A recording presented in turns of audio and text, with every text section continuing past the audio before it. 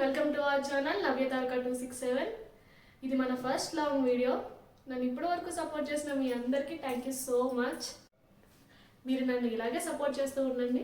మరిన్ని వీడియోస్తో నేను మీ ముందుకు వస్తూ ఉన్నాను. మీరు కొత్తగా కనుక మన ఛానల్ చూస్తూ ఉంటే please subscribe to our channel and click the bell icon so that నేను వీడియో పెట్టిన వెంటనే మీకు నోటిఫికేషన్ వస్తుంది.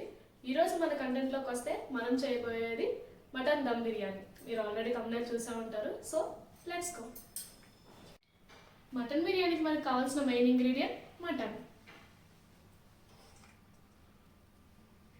హాఫ్ కేజీ మటన్ని మనం మ్యారినేట్ చేయబోతున్నాం. ఫస్ట్ అయితే మనం 1/2 టేబుల్ స్పూన్ పసుపు వేసుకుందాం. ఇంకా 2 table spoon salt,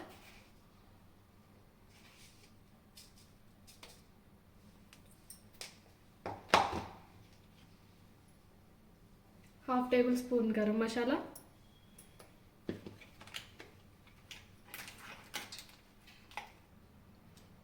1 table spoon biryani masala,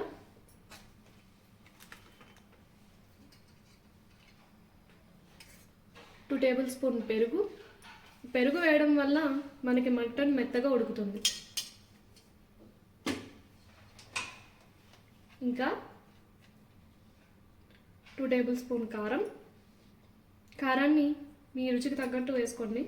మేమైతే తక్కువ స్పైసీగా తింటాం. ఇంకా 2 టేబుల్ స్పూన్ అల్లం వెల్లుల్లి పేస్ట్.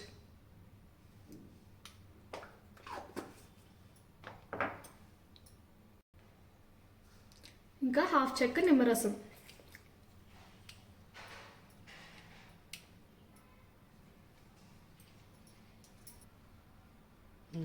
కొద్దిగా పుదీనా,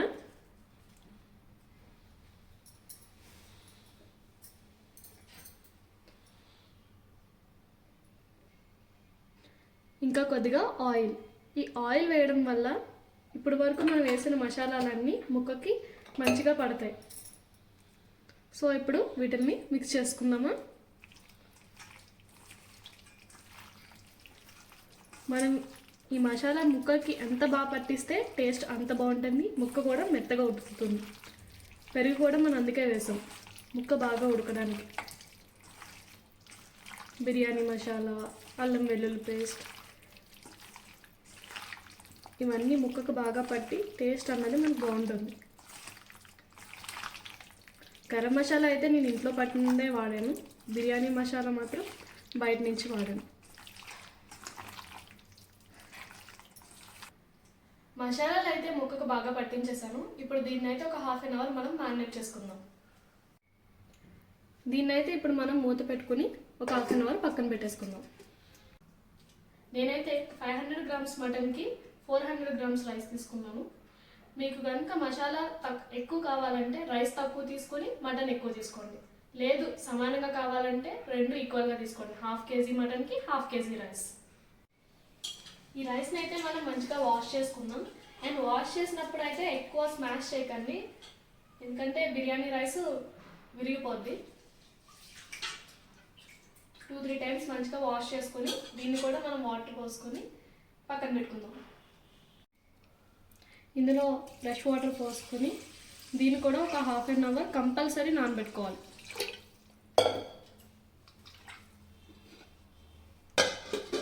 కూడా మూత పెట్టేసి పక్కన పెట్టుకుందాం. బిర్యానీలోకి కావాల్సిన మెయిన్ ఇంగ్రీడియంట్ ఫ్రైడ్ ఆనియన్స్. వీటిని మనం ఎంత బాగా వేపుతామో టేస్ట్ కూడా అంతే బాగుంటుంది.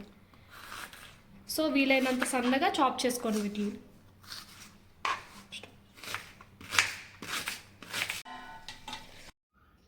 ఫస్ట్ అయితే బిర్యానీలో కోసం మనం ఒక వెడల్పాటి గిన్నె తీసుకుందాం. అవి మ్యారినేట్ అయ్యేలోపు ఇందులో ఫ్రైడ్ ఆనియన్స్ వేపుకుందాం.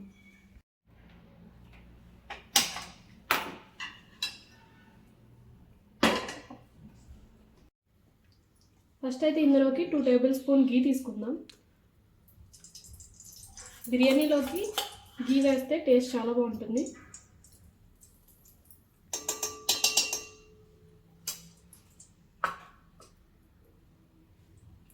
ఇంకా కొద్దిగా ఆయిల్.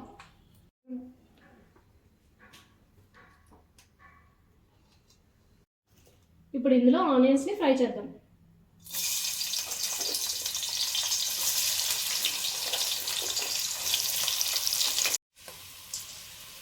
మంట మీడియం ఫ్లేమ్లో పెట్టి ఆనియన్స్ని మంచిగా ఫ్రై చేసుకుందాం. ఈ ఆనియన్స్ ఫ్రై అవ్వడానికి కొద్దిగా టైం పడుతుంది, బట్ మీడియం ఫ్లేమ్లో మాత్రమే పెట్టి ఫ్రై చేసుకోవాలి. ఆనియన్స్ అయితే ఫ్రై అయిపోయి వీటిని ప్లేట్లోకి తీసుకుందాం.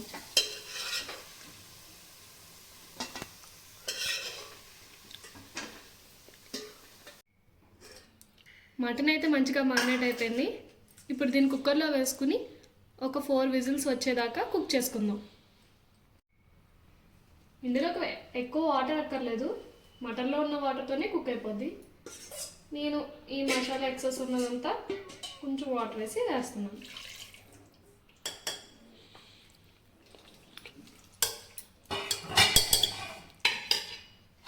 ఇప్పుడు దీన్ని మూత పెట్టి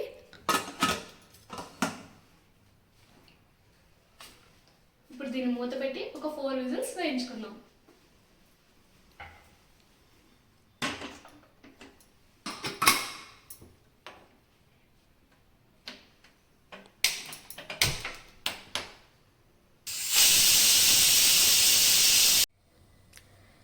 రైస్ కూడా ఒక 1/2 అవర్ మంచిగా నానింది. ఇప్పుడు ఇందులో బిర్యానీ మసాలాలన్నీ వేసుకుందాం. నేను తీసుకున్న బిర్యానీ మసాలాలు అయితే ఇవి. ఇందులో ఒక 1/2 క్వాంటిటీ రైస్లో వేసుకుని మిగిలిన 1/2 క్వాంటిటీ దమ్ బిర్యానీ చేసినప్పుడు వేసుకుందాం. సో దట్ ఆ ఫ్లేవర్స్ అన్నీ ఆ రైస్కి మంచిగా పడుతుందన్నమాట.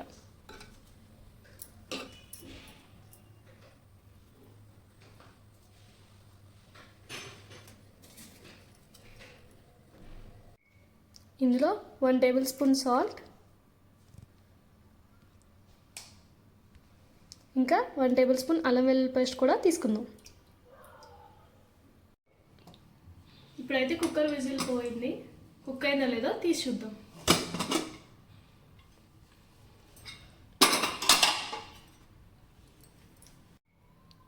ఇప్పుడైతే ముక్క తీసి ఉడికిందో లేదో చూద్దాం.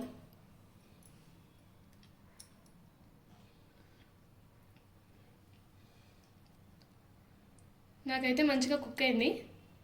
ఒకవేళ మీకు కనుక ముక్క గట్టిగా ఉందని అనిపిస్తే మళ్ళీ ఇంకో 2-3 విజిల్లు వేయించుకోండి. మళ్ళీ అదే కడాయిలో కొద్దిగా ఆయిల్ పోసుకుందాం.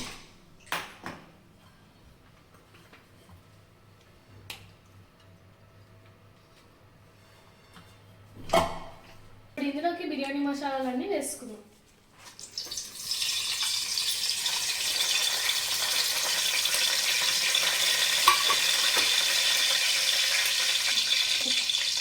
మిర్చి అన్నీ వేసి మంచిగా కలుపుకుందాం.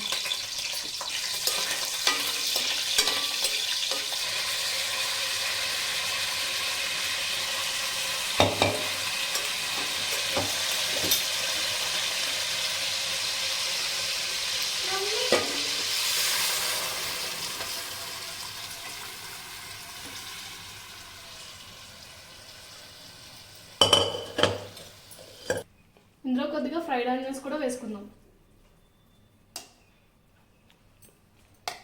ఈ వాటర్ దగ్గరకు అయ్యేలోపు రైస్ని కూడా ఇంకో పక్కన కుక్ చేసుకుందాం.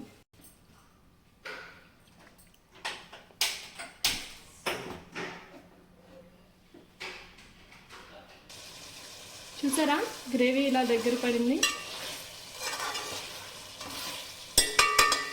అలాగే మన రైస్ కూడా కుక్ అయిపోయింది.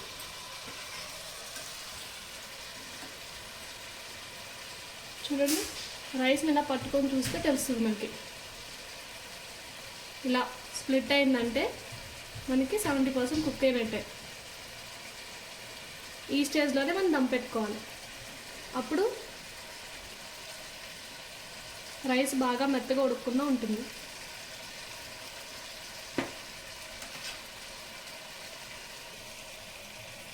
బిర్యానీలో వాటర్ కొద్దిగా తీసుకుందాం. ఇది ఎందుకు తీసుకున్నామో మీకు లాస్ట్లో చెప్తాను. ఇప్పుడైతే ఈ రైస్ని తీసుకువెళ్ళి అందులో దమ్ పెడదాం. ఎక్సెస్ వాటర్ లేకుండా రైస్ని తీసుకోవాలి. ఇప్పుడు ఇలా పైన లేయర్స్ లాగా వేసేసుకుందాం.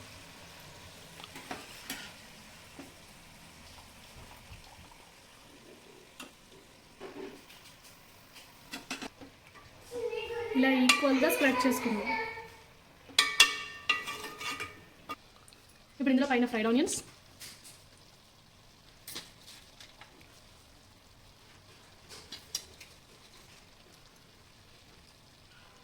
పుదీనా,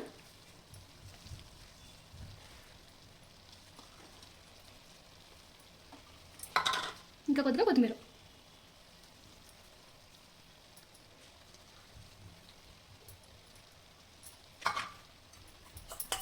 అండ్ ఫైనల్లీ గీ.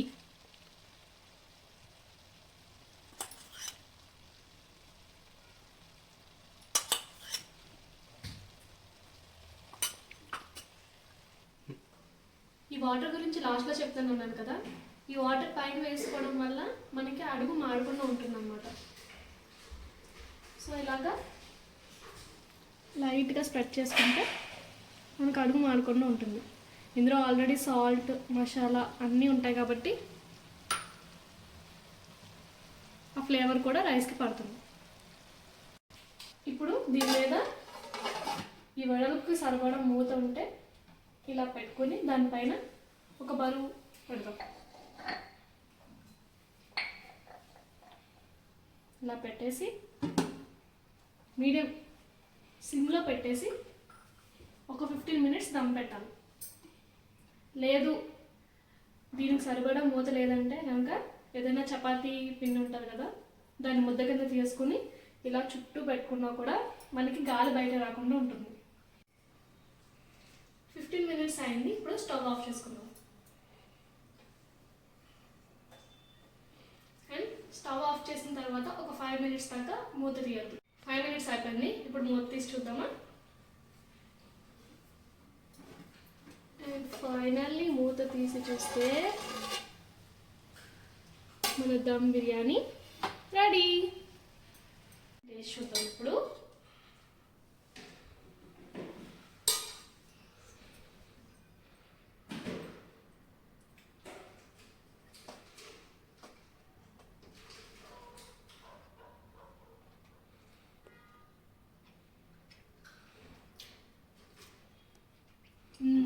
నాకైతే అన్నీ పర్ఫెక్ట్గా సరిపోయినాయి, సాల్ట్ అన్నీ.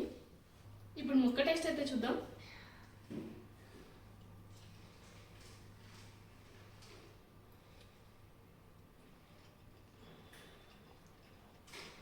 నాకైతే సాఫ్ట్గా కుక్ అయింది. మీరు కూడా ఇలాగే కుక్ చేసి ఎలా ఉందో కింద కమెంట్ చేసేయండి. Bye bye. Thank you for watching.